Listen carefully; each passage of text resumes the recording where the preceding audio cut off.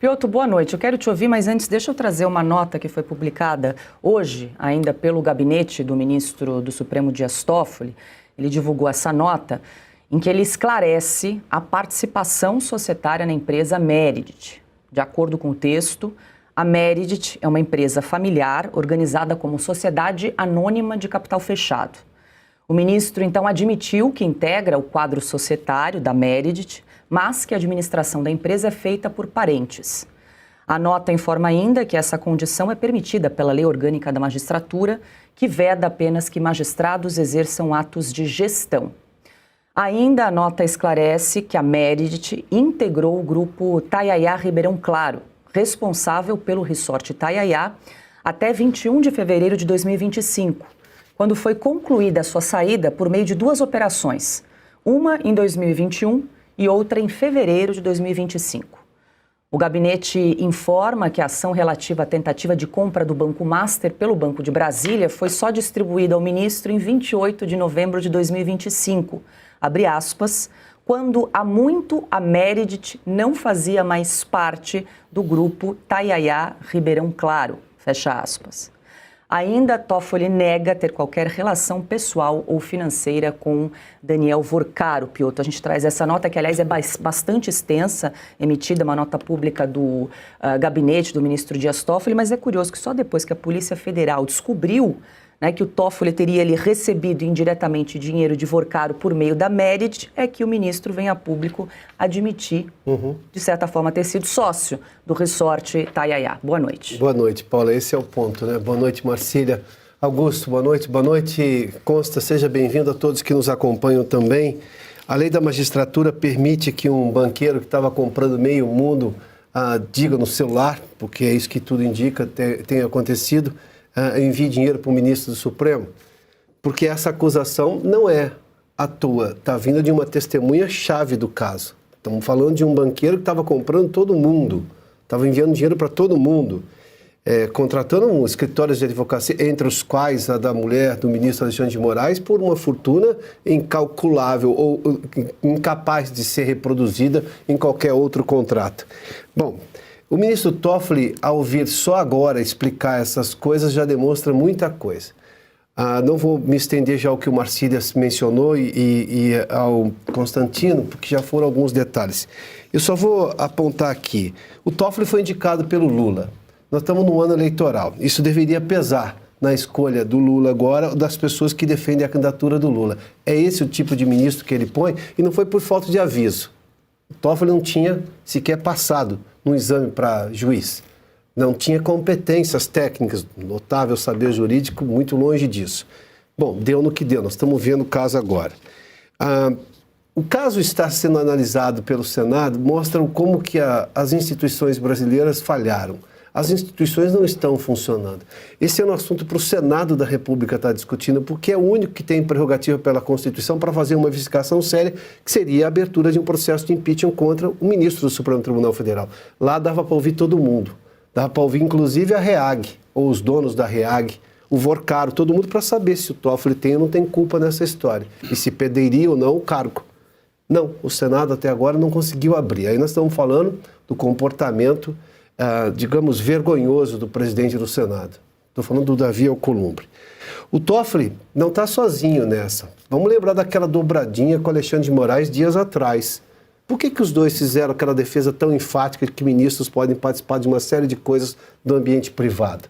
Por que justamente os dois se fizeram ali de uma forma, né, parecia um jogral, né? Um falava, o outro respondia, enfim, para fazer uma defesa de que não, ministro Supremo, para silêncio dos outros. Neste caso, o silêncio dos outros 8, porque estão em 10 apenas no momento, aí é eloquente.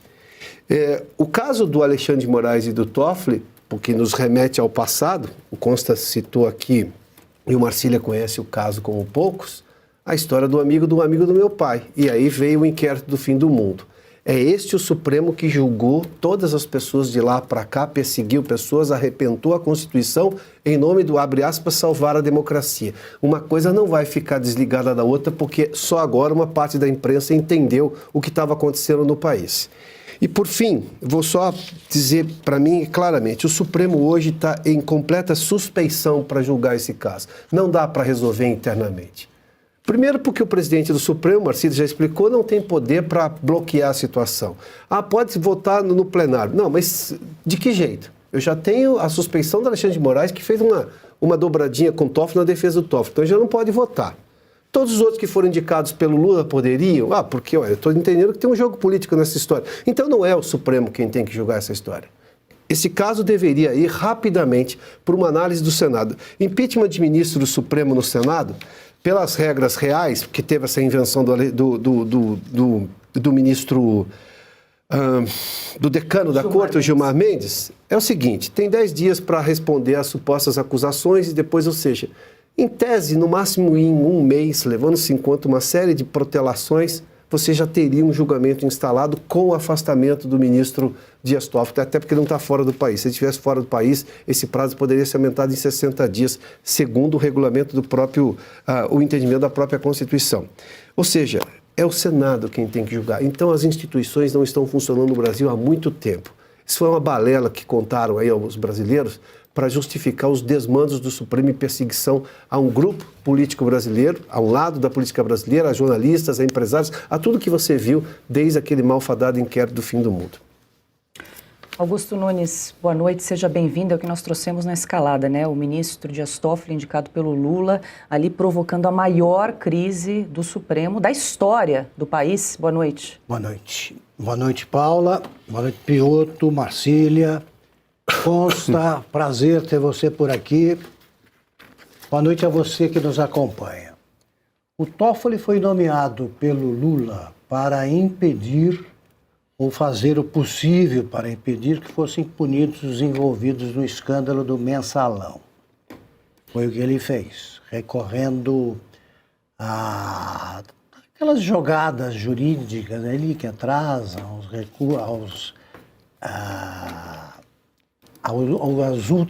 os últimos recursos, como é que são a denominação? Os embargos. Uma série de embargos. Recorrer a embargos, todo tipo de embargo para salvar esse, salvar aquele. Compreensivelmente, ele foi subordinado ao Dirceu, o Zé Dirceu, que o levou para a Casa Civil. Ele era um funcionário do Zé Dirceu. Foi assim que ele se aproximou do Lula. Ele havia sido, já antes de chegar ao poder, advogado do PT, advogado do partido, advogado de campanhas. Tudo ele, então, era um petista. Foi o primeiro sinal claríssimo de que o Lula pretendia aparelhar o Supremo também. De lá para cá, a única coisa que ele fez que contrariou o Lula foi aquela história de proibir o Lula de assistir ao enterro do irmão, de acompanhar o enterro do irmão, uma coisa dessa. E o Lula ficou bravo e tal, mas o Toffoli, a partir desse momento, ele se tornou ainda mais vassalo do Lula. Ele faz tudo para agradar. E agora ele passou todos os limites. Naquela sessão em que ele e o Moraes falaram, ele já dizia, mas então não podemos receber nem herança. O discurso deles é o ministro não pode fazer nada.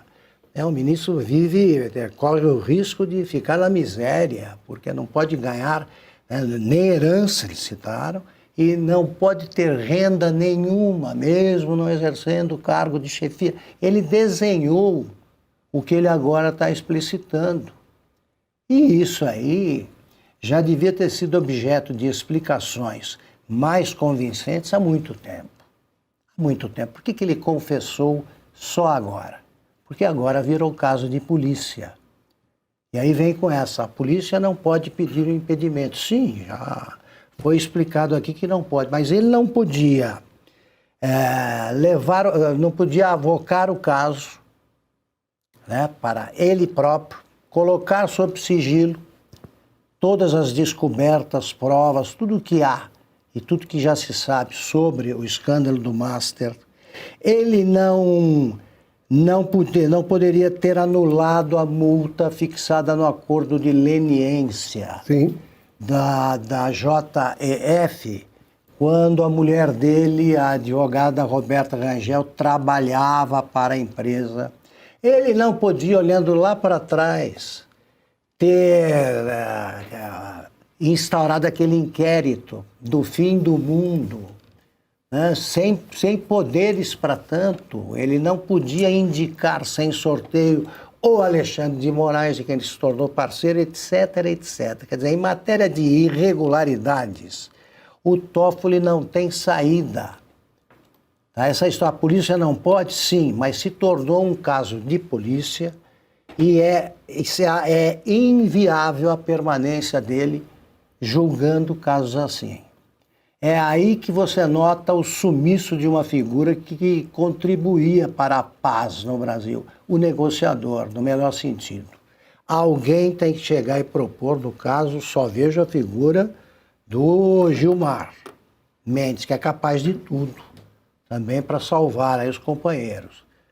O Toffoli tem de sair desse caso, fica doente, alega uma coisa qualquer, negociem com ele alguma embaixada. Estou sendo bem prático e raciocinando com a cabeça deles, porque ele emitir qualquer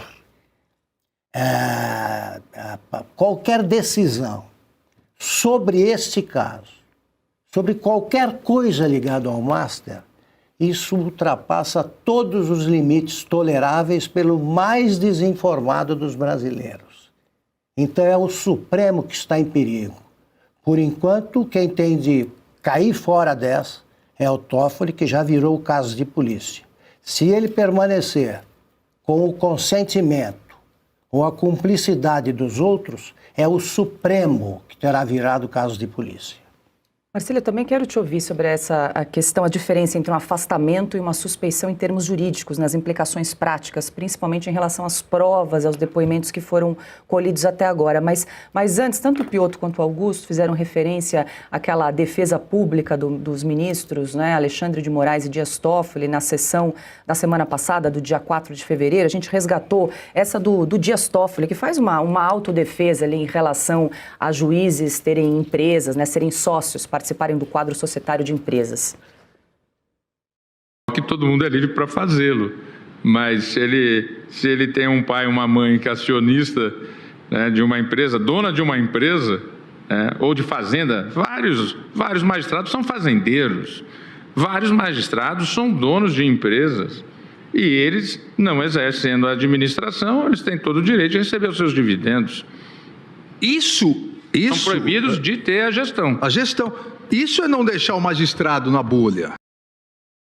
Tá aí, consta. Foi uma tabelinha, né? Uma verdadeira tabelinha entre os dois ministros, Alexandre de Moraes e Dias Toffoli, e a gente reforça que a linha de investigação da Polícia Federal é que o Master realizava as transferências para o ministro Dias Toffoli, essa é a linha de investigação, por meio da empresa, da tal da Meredith, que foi sócia desse tal fundo Arlim, que era, porventura, ligado ao Banco Master. Esse era o círculo ali, né, que traz o ministro Dias Toffoli para o centro desse escândalo, inclusive com menções de pagamentos da ordem de 20 milhões de reais ao ministro Dias Toffoli. Isso é o que nós sabemos. Eu gostei da expressão do Marcília, ele falou em petisco, né? Só uma degustação, mas muita coisa deve ainda vir à tona nos próximos dias. Posso? Claro, Augusto? Depois do posso. Tá, depois. perfeito. Não, esse ponto é crucial. Eu vou ser bem breve e te passo, Augusto, porque a transparência é necessária numa república, né? E justamente o que eles estão fazendo de tudo para evitar é transparência. O Toffoli chamou para si, aceitou, né, o sorteio da relatoria, colocou uma caixa preta em torno do caso logo depois de pegar carona no avião do advogado, com o advogado do Banco Master. Não foi à toa, né? Eles estão fazendo de tudo para que não venha à tona, né, o escândalo e aquilo que a própria imprensa está tendo que fazer de trabalho jornalístico, talvez perante a Polícia Federal, para conseguir alguns acessos, alguns dados, algumas informações e trazer isso a público, né?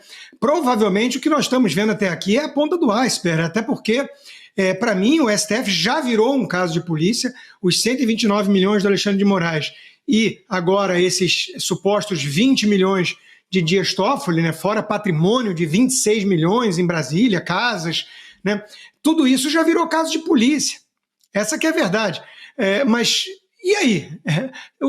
O Gilmar Mendes anda calado. Nesse trecho que a gente mostrou aí nesse dia, o Toffoli disse que tem muitos juízes que são fazendeiros. Eu não conheço tanto juiz fazendeiro, mas eu conheço um no Supremo, que é conhecido lá em Mato Grosso. Será que era recado?